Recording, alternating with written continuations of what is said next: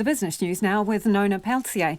Nona, let's start at the end today. We normally talk about the dollar, the currency, just before we wrap up business. But boy, oh boy, a few changes.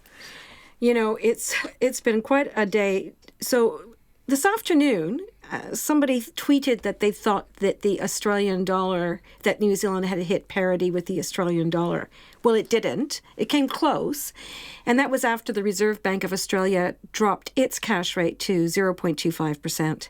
So the New Zealand dollar surged against the Australian, but is down against the US dollar to levels we haven't seen for many years, not since the 2009 post-GFC collapse. So amid that emergency, we saw the currency dip to levels of, let me see here, my latest numbers. Let me just pull them up here. Yep. Yeah, 55.5 US cents. Now, you might think, wow, that's yesterday we were talking about 59. So yeah, we're talking a massive drop. Massive drop. But consider the Australian dollar here at, so we're at, 55.5. They're at 55.67 against the US dollar. So we're just about on par there in terms of our drop. So people were asking me today, so let's put it to you, why has it plummeted? Apart from the big picture of COVID-19, why have we dropped down so significantly in such a short period of time? I'll tell you why. It's because cash is king and people are chasing the big dollar, being the big greenback, the US dollar. US dollars are in short supply, and so even though the US Federal Reserve has been injecting cash into the system to keep it liquid, everything is selling like hotcakes, and people are not buying something else. Normally with a market, you get like shares, equities, so company stock, and then you'll buy bonds, like government bonds. And so when there's risk off, risk on, you tend to move your money around. Oh, market's risky. I don't want to own these company shares, so I'll go and buy these bonds because they're safe. Not now. People are saying, I'm selling everything. I'm selling gold. I'm selling silver. I'm selling oil. I'm selling shares. I'm selling bonds. I'm selling everything.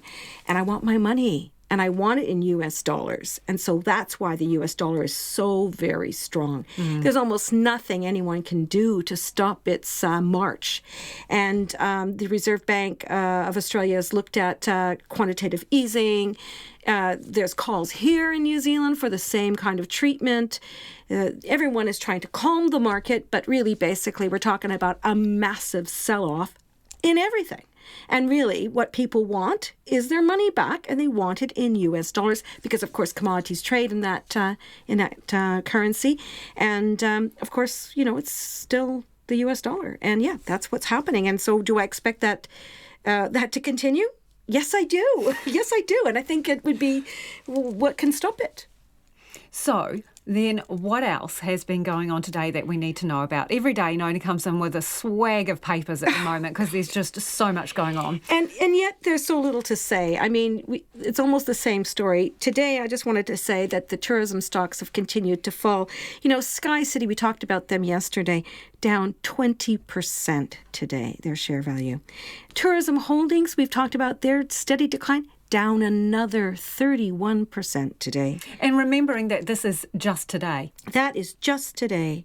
Just today. And, just back on the currency again, the Australian dollar has sunk to levels not seen for more than 17 years. We're back to levels seen in late 2002.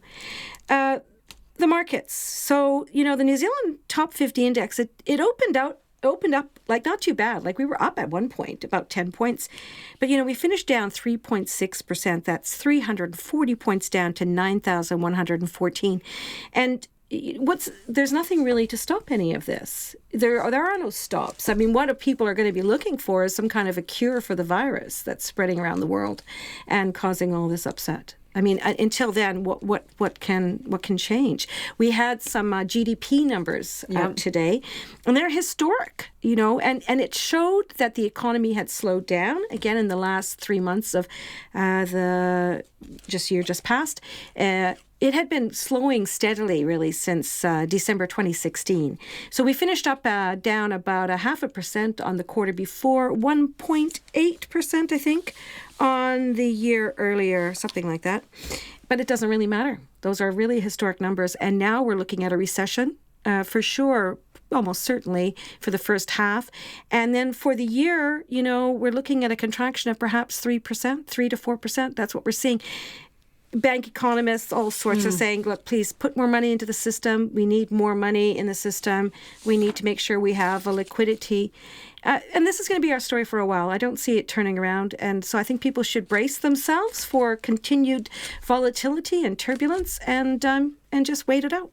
Speaking of turbulence, just before you go, Nona, obviously there was a halt on Air New Zealand trading and there's going to notice to the market. Has that happened yet? No, I haven't seen it. Okay. Now, not to say, hopefully I didn't miss it because there was a lot of other things to look at. Yeah. But we did get a notice from them earlier this week that they said they would come back to the market before the open or tomorrow. We don't know. It could be that they'll come back and say we need more time.